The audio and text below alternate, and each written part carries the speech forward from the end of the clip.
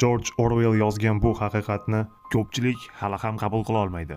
Odamlar neolit davridan beri 3 toifaga bo'linib yashab kelganlar. Bular oliy, o'rta va quyi qatlamlar. Yuqoridagilarning maqsadi o'z joyida qolish.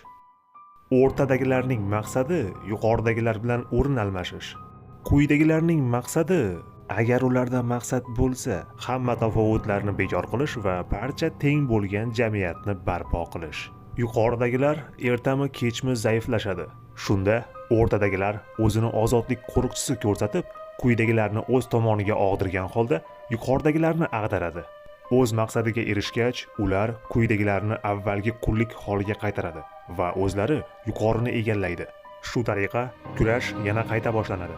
Uchala guruhdan faqat quyi tabaqa hech qachon, hatto vaqtincha ham o'z maqsadiga erisha olmaydi. Ular uchun faqat hukmdorlar o'zgarib turadi xolos.